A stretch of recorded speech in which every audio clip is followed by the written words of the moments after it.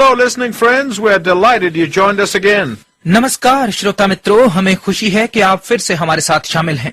I want you to know how much we really appreciate you writing to us and letting us know that you're listening to this program. मैं चाहता हूं कि आपको पता हो कि आपके द्वारा हमें पत्र लिखकर बताने के लिए कि आप इस कार्यक्रम को सुन रहे हैं, हम आपकी बहुत सराहना करते हैं। All your letters are read very carefully and appreciated. आपके सभी पत्र बहुत ध्यानपूर्वक पढ़े और सराहना किए जाते हैं। We try to respond to you in a timely fashion. हम समय पर आपको प्रत्युत्तर देने का प्रयत्न करते हैं। And as we continue in this series of messages entitled Know Your Real Enemy, I hope you're ready to listen. और जब हम इस अपने असल शत्रु को जानिए नामक संदेश श्रृंखला को जारी रखते हैं, तो मैं आशा करता हूं कि आप सुनने के लिए तैयार हैं। And I'm going to continue talking about your enemy's characteristics. और मैं लगातार आपके शत्रु की विशिष्टताओं के विषय में बात करने वाला हूं। If anyone thinks that because he or she is attempting to walk with God, that Satan is going to leave them alone, they are in for a big shock. यदि कोई सोचता है कि वो परमेश्वर के साथ चलने का प्रयत्न कर रहा है या कर रही है और शैतान उन्हें ऐसा करने के लिए अकेला छोड़ देगा, तो वो एक बड़ा झटका खाने वाले हैं। If anyone thinks that Satan specializes only in the big sins, यदि कोई सोचता है कि शैतान केवल बड़े पापों का ही विशेषज्ञ है, you are in for a surprise. तो आप चकित होने वाले हैं। If you have your Bible, turn with me. यदि आपके पास आपकी बाइबल है तो मेरे साथ खोलिए 2 Corinthians chapter 2 verse 11. दूसरा कुरिन्थियों 2 अध्याय का 11 पद। Can you find it? क्या आप इसे ढूंढ लेंगे? Let me read it to you. मैं इसे आपके लिए पढ़ता हूँ। For we are not unaware of his schemes. क्योंकि हम उसकी युक्तियों से अनजान नहीं हैं। The Apostle Paul was saying प्रेरित पौलुस कह रहा था that he had sufficient experience with the adversary of our souls to enable him to detect his footsteps. कि उसके पास हमारे आत्माओं के शत्रु के लिए पर्याप्त अनुभव था जिससे वो उसके कदमों के निशान ढूंढ लेगा। Can you detect Satan's footsteps? क्या आप शैतान के पद चिन्हों का पता लगा सकते हैं?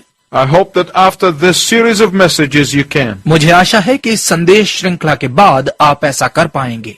Paul understood Satan's philosophy. पौलुस ने शैतान का फलसफा समझ लिया था। He understood his purpose. उसने उसका उद्देश्य समझ लिया था। He understood his method of operation. उसने उसके काम करने का तरीका समझ लिया था। The reason why Satan succeeds in causing so many problems to Christians शैतान के द्वारा मसीहियों के लिए इतनी सारी समस्याएं पैदा करने का कारण ये है is because Christians are not alert of Satan's craftiness. क्योंकि मसीही शैतान की दस्तकारी के प्रति सावधान नहीं है। They are too trusting, वो बहुत भरोसेमंद है, too accommodating. वे बहुत सरल चित्त हैं, They are too nice. वे बहुत भले हैं। But you cannot be nice with the devil. परंतु आप शैतान के प्रति भले नहीं हो सकते। Many Christians don't understand that if Satan can appear as an angel of light, बहुत सारे मसीही ये नहीं समझते कि यदि शैतान ज्योति के दूत के रूप में प्रकट हो सकता है, then his emissaries can also appear as angels of light. तो उसके दूत भी ज्योति दूत के रूप में प्रकट हो सकते हैं। They may be ministers, or they may be elders, or may be leaders in the church. वो सेवक या बुजुर्ग या कलीसिया में अगुए भी हो सकते हैं। And that is why Paul said in 2 Corinthians 11:14 और इसीलिए दूसरा कुरिन्थियों 11 अध्याय के 14 पद में पौलुस ने कहा that Satan masquerades as an angel of light. कि शैतान ज्योति दूत का भेष धारण करता है। Don't ever forget that. ये कभी ना भूलें। From the past several messages we have seen how Lucifer was light. पिछले कई संदेशों में हमने देखा कि कैसे लूसीफर एक ज्योति था। His name means light. उसके नाम का अर्थ है ज्योति। He was the bright shining star. वो एक चमकता हुआ तारा था। So he's still able to appear to the naive as his former self. इसलिए वो अब भी अपने पहले रूप में सीधे साधे लोगों के सामने प्रकट हो सकता है। But to those who are alert and discerning, his distortion of the truth is very clear. परंतु उनके सामने जो सावधान और समझदार हैं, सत्य की उसकी तोड़ मरोड़ बहुत स्पष्ट है। That is why I believe that one of the gifts of the Spirit that is given to the church is the gift of discernment. इसी कारण मैं विश्वास करता हूं कि कलीसिया को दिए जाने वाले आत्मा के वरदानों में से एक है अंतर समझने का वरदान। And we must use it again and again. और हमें इसका बार बार प्रयोग करना चाहिए। And the reason Satan has to appear as an angel of light is because his program is to imitate God. और इसका कारण कि उसे ज्योति दूत के रूप में प्रकट होना पड़ता है ये है क्योंकि उसका कार्यक्रम है परमेश्वर की नकल करना। He wants people to think of him as God. वो चाहता है कि लोग उसके विषय में परमेश्वर जैसा सोचें। We saw in the first message that his first attempt was to topple God from his throne. हमने पहले संदेश में देखा कि उसका पहला प्रयत्न परमेश्वर को उसके सिंहासन से उतारना था, To sit on God's throne. ताकि खुद परमेश्वर के सिंहासन पर बैठ जाए, To become the God of this world ताकि संसार का परमेश्वर बन जाए and the God of the universe. और संपूर्ण सृष्टि का परमेश्वर बन जाए। But Satan failed and failed miserably. परंतु शैतान असफल हुआ और कष्टप्रद रूप से असफल हुआ। God threw him out of heaven. परमेश्वर ने उसे स्वर्ग से बाहर फेंक दिया। However, he continues to try to convince his followers that he is God. तो भी वो अपने अनुयायियों को ये विश्वास दिलाने का प्रयत्न लगातार करता रहता है कि वो ही परमेश्वर है। He already convinced the third of the angelic being who followed him. वो पहले ही अपने पीछे चलने वाले 1/3 स्वर्गीय प्राणियों को ये विश्वास दिला चुका था। He convinced Adam and Eve, उसने आदम और हवा को ये विश्वास दिला दिया and he convinced all the creation after that. और उसके बाद उसने संपूर्ण सृष्टि को कायल कर दिया। In fact, the Bible calls him the God of this world. बल्कि बाइबल उसे संसार का परमेश्वर कहती है। And there are billions of people throughout the world, whether they know it or not, they follow him. और संसार में करोड़ों लोग हैं, चाहे वो जानते हैं या नहीं, वो उसके पीछे चलते हैं। They are following his program every single day. प्रतिदिन वो उसके कार्यक्रम के अनुसार चलते हैं। And I want to tell you that everyone who have submitted their life to Jesus Christ at some point walked with Satan. और मैं आपको बताना चाहता हूं कि यीशु मसीह को अपना जीवन समर्पित कर चुका प्रत्येक व्यक्ति किसी समय शैतान के साथ चला है। Some of you are going to protest what I'm saying. आप में से कुछ इस पर विरोध करने वाले हैं जो मैं कह रहा हूं। You say, I've been a Christian all my life. आप कहते हैं मैं अपना पूरा जीवन एक मसीही रहा हूं। Well, listen to what Paul said in Ephesians chapter 2. तो सुनिए पौलुस ने इफिसियों 2 अध्याय में क्या कहा। Paul, the great Jewish scholar and a man who knew the law. पौलुस जो एक महान यहूदी विद्वान और वो व्यक्ति था जो व्यवस्था को जानता था। Verses 2 of Ephesians 2. इफिसियों 2 अध्याय का 2 पद। We were once, all of us, before Christ, followers of the Prince of the air. हम सब मसीह से पहले एक समय आकाश के हाकिम के पीछे चलते थे। And Satan is the same rascal who enslaved the son of disobedience. और शैतान वही धूर्त है जो अनाज्ञाकारियों के पुत्रों को दास बनाता है। So because of the grace of God, we have no cause to boast. सो परमेश्वर के अनुग्रह से हमारे पास घमंड का कोई कारण नहीं है। For every gift that God gives us, Satan has a counterfeit gift. क्योंकि प्रत्येक वरदान जो परमेश्वर हमें देता है शैतान के पास वैसा ही एक नकली वरदान होता है। Every blessing that God pours upon us, Satan perverts and distorts. प्रत्येक आशीष जो परमेश्वर हम पर उंडेलता है शैतान उसे बिगाड़ता और दुरुपयोग करता है। Every miracle that can be performed in the name of the Lord Jesus Christ, Satan can perform and imitate. प्रत्येक आश्चर्य कर्म जो प्रभु यीशु मसीह के नाम में हो सकता है शैतान भी उसे कर सकता है और नकल कर सकता है। That is why I believe we need the gift of discernment. इसीलिए मैं विश्वास करता हूं कि हमें अंतर समझने के वरदान की आवश्यकता है। It is of uttermost importance. ये सबसे महत्वपूर्ण है। I want to give you an example of how Satan imitates. मैं आपको एक उदाहरण देना चाहता हूं कि कैसे शैतान नकल करता है। God sent Moses to Egypt's Pharaoh परमेश्वर ने मूसा को मिस्र में फिरौन राजा के पास भेजा to save the people of Israel. कि वो इस्राएली लोगों को बचाए। In Exodus chapter 7, निर्गमन 7 अध्याय में God equipped Moses परमेश्वर ने मूसा को तैयार किया with the ability to perform miracles. आश्चर्य कर्म करने की योग्यता देकर। He threw the rod on the ground उसने लाठी को जमीन पर फेंका and it turned into a serpent. और वो सांप बन गई। Pharaoh said, no problem. फिरौन ने कहा कोई बात नहीं। Get his demonic wizards in Egypt और मिस्र के अपने शैतानी जादूगरों को बुला भेजा and did exactly the same thing. और उन्होंने भी वैसा ही कर दिया। God's power was supreme, however, तो भी परमेश्वर की शक्ति सबसे उत्तम थी and Moses' serpent swallowed the other serpents. और मूसा के सांप ने बाकी सांपों को निगल लिया, But Satan is imitator nonetheless. परंतु शैतान फिर भी अनुकरण करता है। Paul the apostle was appointed to preach to the Gentiles पौलुस प्रेरित को अन्य जातियों में प्रचार के लिए नियुक्त किया गया था and to all of those who are without God, और उनमें जो परमेश्वर के बिना है, those who had no Jewish background or understanding of the Word of God. उनमें जिनकी पृष्ठभूमि यहूदी नहीं थी या जिन्हें परमेश्वर के वचन की कोई समझ नहीं थी।